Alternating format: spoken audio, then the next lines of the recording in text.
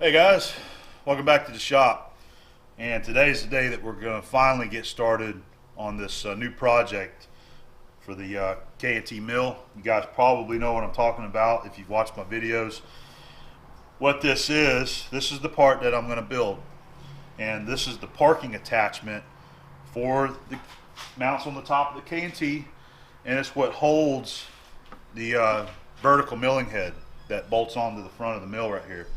So this gets mounted on, it gets pinned on. This is a shaft that gets mounted at the top of the machine there, and then this slides down over that, and you can hook this screws into the milling head, so you can always leave it hanging on the side of the machine over there. You just push it out of the way. When you're ready to mount it, you swing it around and you mount it up. Okay, so this is what we're going to machine. This one right here belongs to Bill Ashcraft over at 5 Star Machine up in Arkansas. He recently bought a K&T mill like mine, and luckily his came with this, and he was very kind enough. Him and Dana McAllister, they packaged it up and sent it my way so that I would have a sample in front of me that I could use to build this. So very nice of him to do that for me. All right, so what I'll do is give you a quick rundown of how I'm going to build this. I got some materials laying here. Probably wondering what's going on, but this is going to be a steel fabricated part. Okay, it's going to be a weldment. I did have a lot of guys that suggested, hey, why don't you send that off to so and so and let them cast it. That's a good idea too, but I personally want to fabricate it, and I think it'd be great for the channel. It'd be a lot of good video for you to watch and a lot of different processes here. Okay, and it's just a fun project. This is the kind of stuff that I enjoy to do, and I'm enjoying being able to do things like this on my own time and enjoy my shop. That's kind of what this is about here. So I've found some material that we're going to use. I'll start with this. I'm going to mention I'm probably going to buy me some 4140 to build this right here. Now, I don't have any of this size. I need a piece 1 3/4 inch. And I also need I want to use some 4140 for this threaded rod right here. This threaded rod is what screws into the head, and that's what holds the head up, you know, whenever it's mounted up. So I'm gonna buy enough material that I can make this pin and this threaded rod. It's got a hex machined on there, and we'll just make it out of some round 4140. All right, the center body of this arm right here, we're going to use some of this plate steel. I've got some, this is hot roll plate, 6 inch wide, and I got 2 separate pieces here that'll make up what I want. I'm going to make this 2.5 inches thick. I'm going to get it up here so you can see a shot of this. It's a little thicker back here, and it tapers down. It's about 2 3/4 here, approximately 2 3/8 on this end. In the middle right here, it's about 2.5. So that's the size that I'm going to go with. Make it uniform, 2.5 inches. Okay. So I've got those 2 pieces of plate, and I wish they were the same thickness, but they're not. But it's what I got. One of them is 1 inch, and the other one's 1.5 inches. So stacked together, that'll make up to 2.5. But what we'll do is, you know, I'll have them stacked together, both of them, and I'll go ahead and V it out on both sides and put a nice heavy weld bead down in there, and then we'll dress it down nice and smooth. And then of course the ends, we'll have welds on the ends also where it'll all be tied together. Okay, one end is going to be a round tube that we're going to machine for the pin. I'll get to that in a second. And then the other end, we'll have a square block that's welded on the end there. And what I'll probably do is once this is all made, I'll drill it and put some dowel pins in there, and then push the block on there and then weld it up. Okay, so the end, this end right here, all right, we're going to make this 2.5 inches in diameter, match our thickness. It'll be bored 1 1/4 inch. And what I'm going to use for this shaft right here, this is one that I turned a long time ago. This was going to be a spare shaft. I did have 2 of them, and I don't know where the other one's at, but I found the one out there on my rack. But this center section right here is 2 9/16. So I'll be able to turn it and clean it up to 2.5 inches. and I need it 7 inches long, so this right here will be perfect, you know, and then I can just cut the ends off and we have a good section there.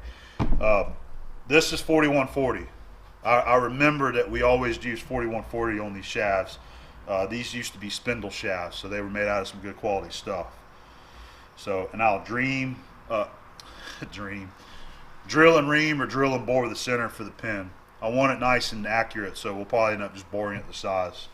So this will be a good material to use for the ends. You know, making use of materials that I've got around here without having to buy some stuff. All right, and this piece right here on the end, we're going to end up using this square material right here. And this is that mystery metal that I ended up using to make the machinist vise for the toolmakers collaboration. This is that same material that you see me cut up. So it's a perfect size for making the end right here. We're going to make this piece right here. And so I'm going to cut me a section off of this. It's going to be about 7 inches long, and it'll all be machined and fitted on there and welded. Okay, so I think that's going to be pretty good. There's a lot of machining processes involved, and it's going to be a nice project. We do have a pin right there that we're going to have to make also, so we'll get to that later on as well. I think that about covers it right there. Besides this piece right here, now we are going to have to make this also, and I believe this piece here, I'm going to make this probably just like I'm building the main body of it right here. We'll start with a round piece of round material on this end, round material on this end, and I'll find a piece of steel that I can machine, and we'll put it all together and weld it up. Okay.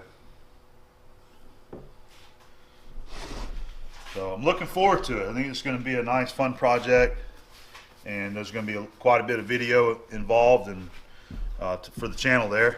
I think you guys will enjoy it. So I'm going to go ahead and get started. I need to make me some notes and a few sketches, and we'll get started getting this material cut up anyway and getting it prepped so we can start our machine work.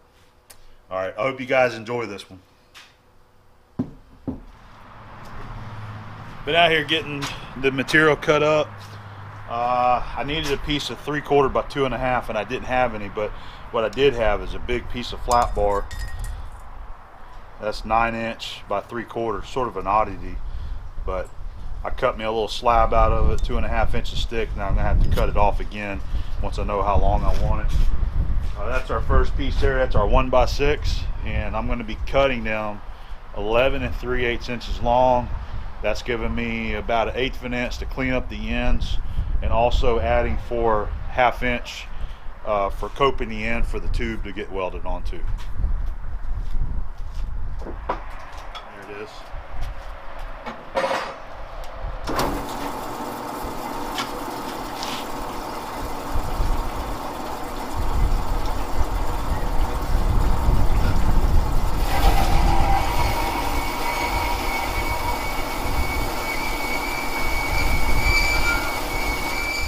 All right, we got the 1 inch cut.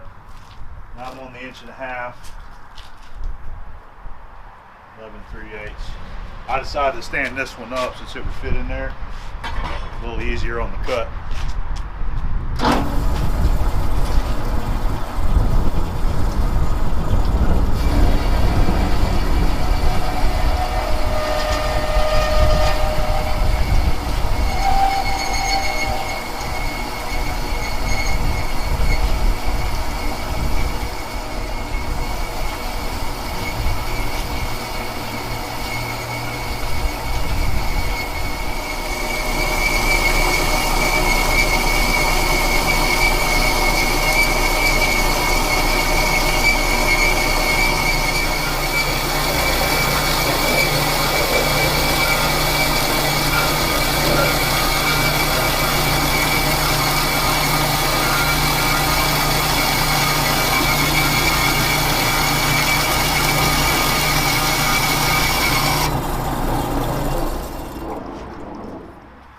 Alright, here's our big square block.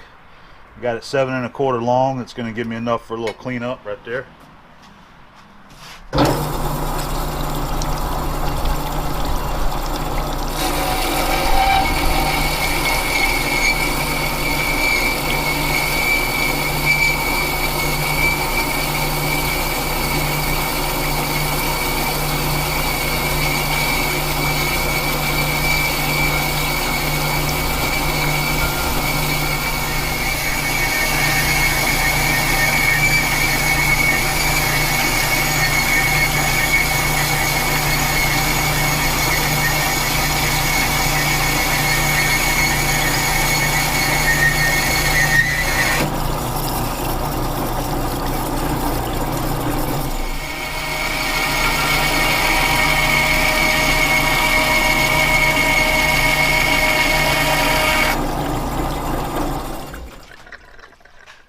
think we got enough here to get started with, and I thought I would explain to you how I've got to end up building this in right here.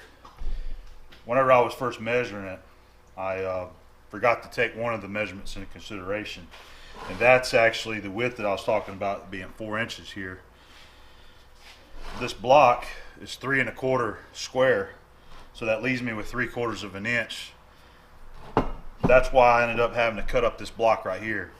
So this block, this 3/4 by 2 1/2, is going to end up being this part right here on the very top.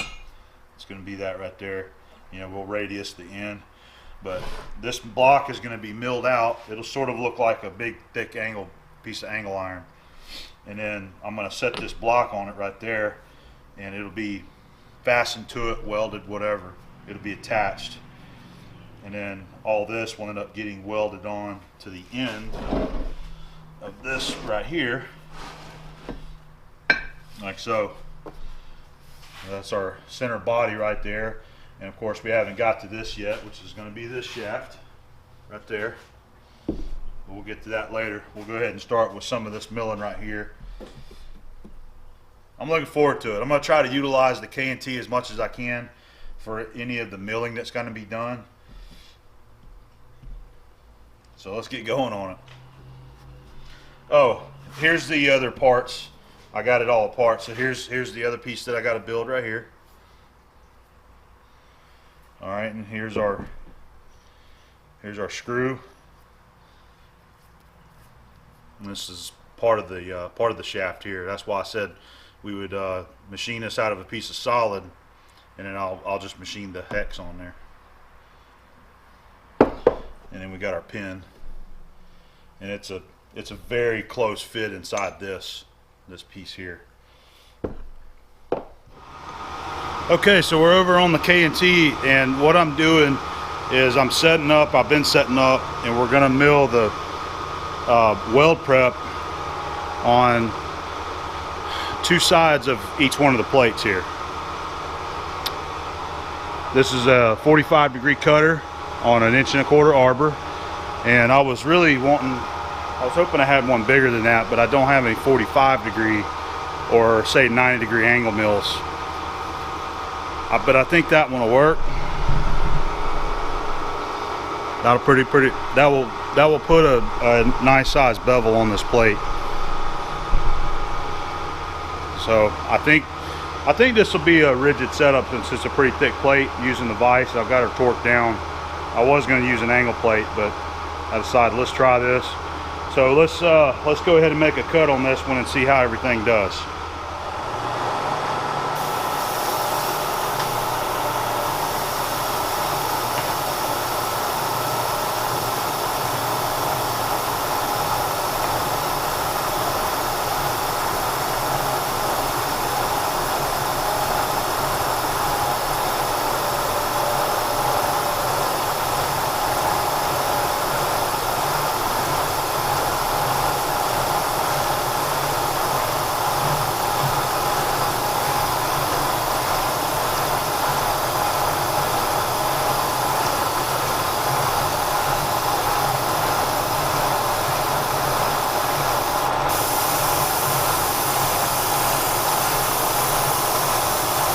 Doing surprisingly well.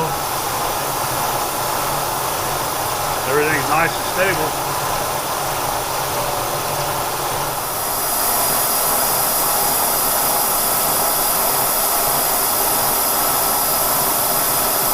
Alright, that's at 2 inches a minute speed rate. We bumped it up.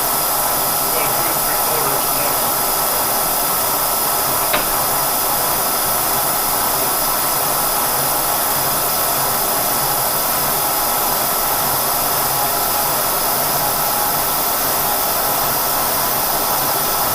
Doing a fine job.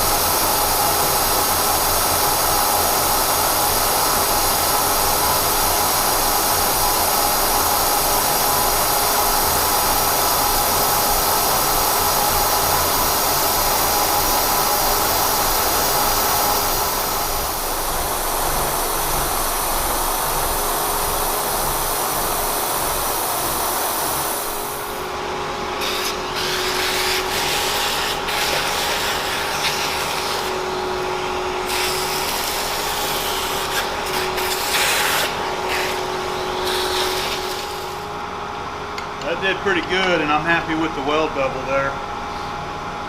There'll be 2 of them, so that's plenty of weld to build up. So what I'm going to do is leave the machine set right where it's at. I'll pull this out first. Go ahead and run the table back down.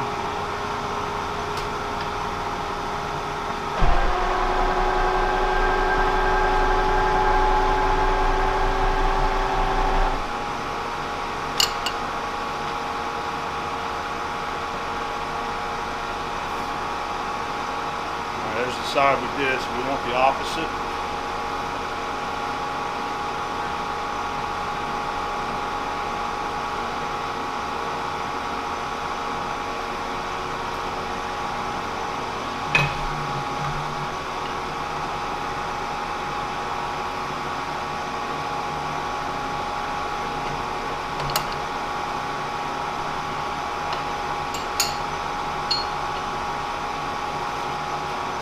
All right, we'll repeat.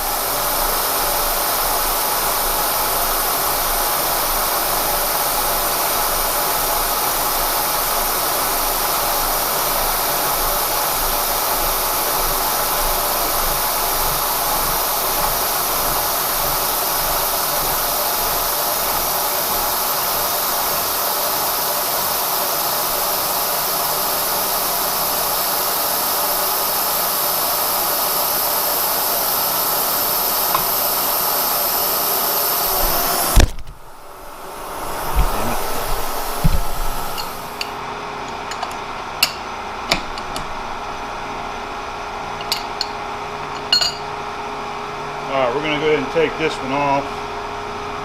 This one's done now. And I'm going to have to change the table position.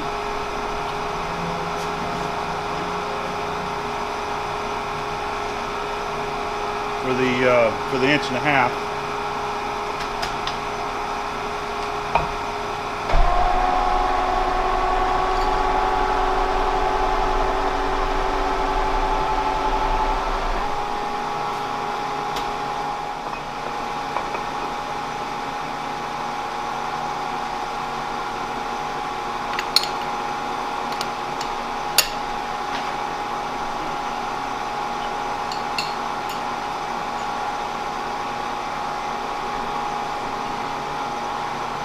We'll have to move our the Y axis.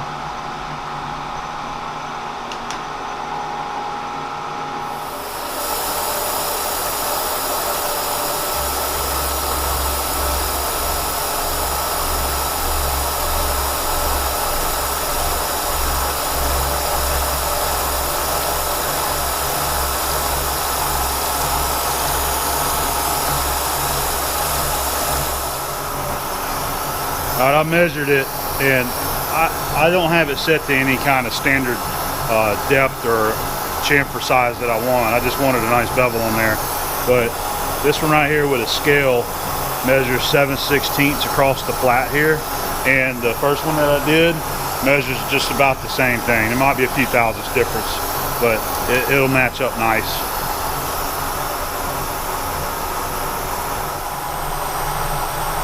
All right, this is the last side that I got to mill.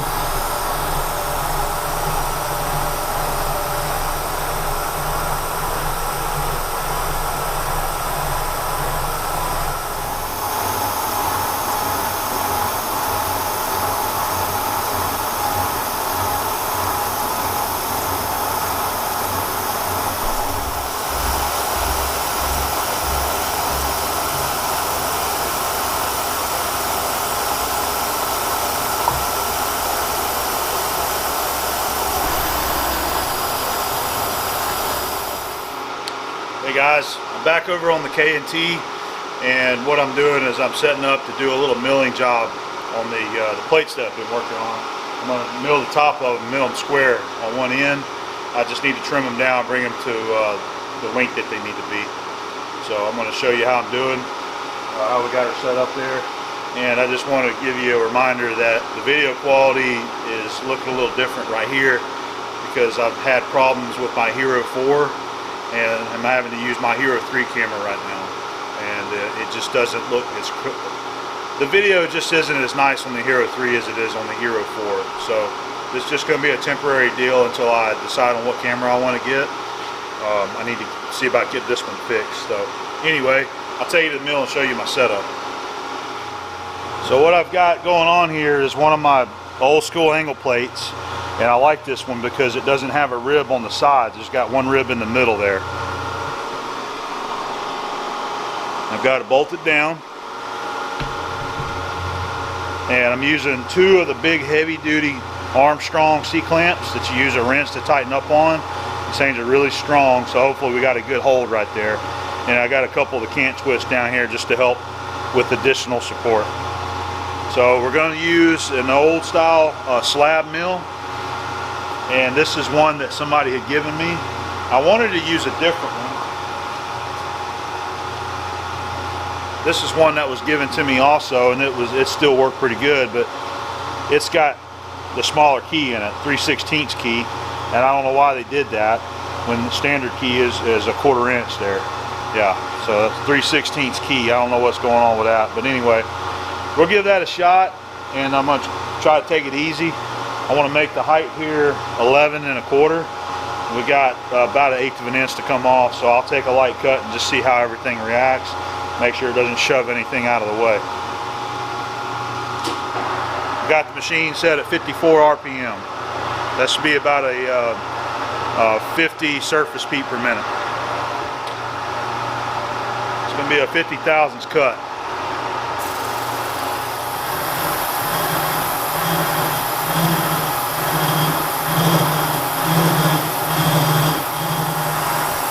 Not really the best cutter to be using on that.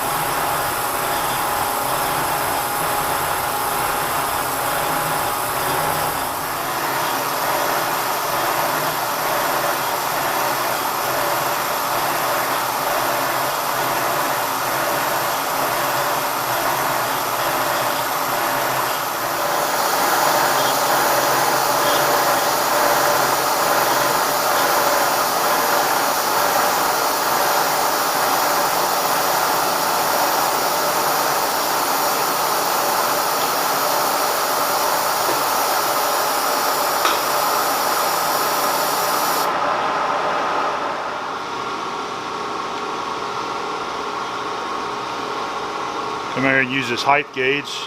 Be a nice way to measure this.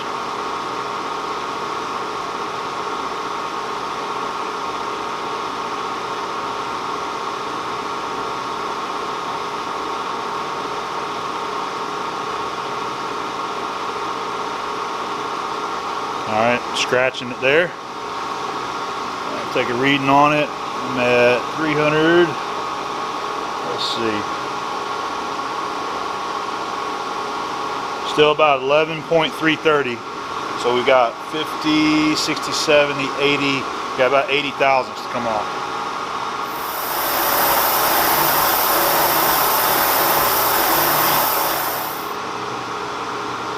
I forgot to mention earlier though, whenever I put this in there, I did square up the side.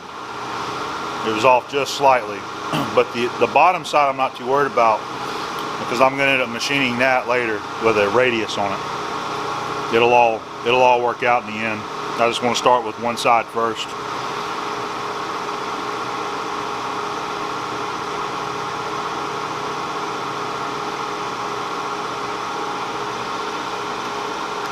Okay. Should leave me with about 30 thousandths. That's what it is. 30 thousandths.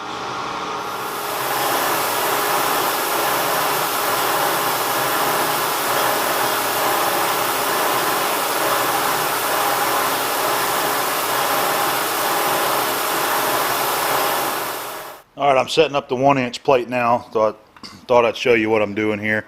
Pretty simple setup. using the Starrett square, and you can see there how out of square it is. So we got one clamp there that's kind of snugged up.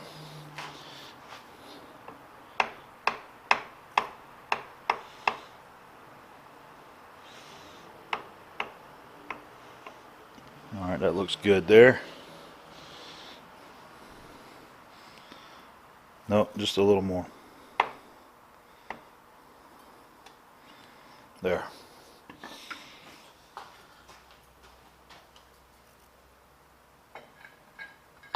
And those ain't gonna work now.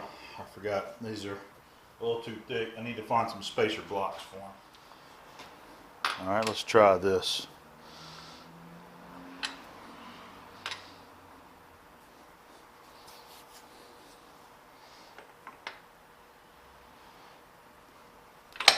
Oh, come on. Stay there.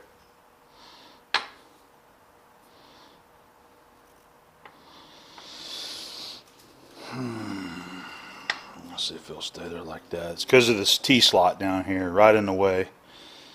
Okay.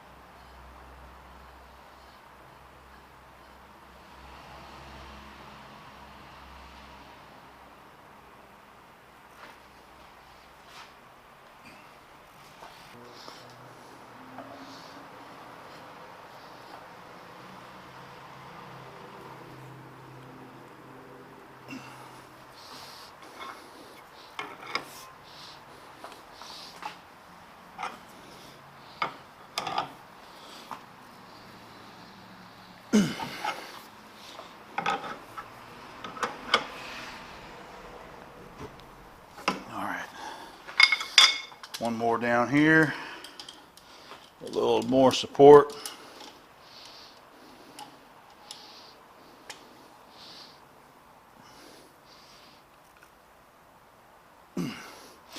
Okay, and what I'm going to do is,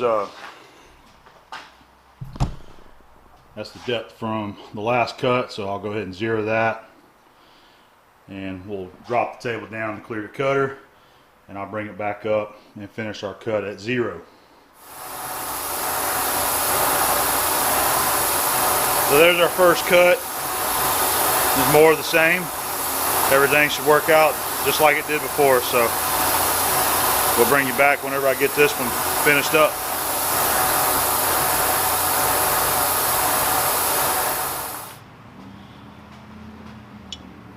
Alright, we finally got this one cut, so I need to get it unclamped and get the mill cleaned up a little bit here, and go over to the table and we'll dust this one off also.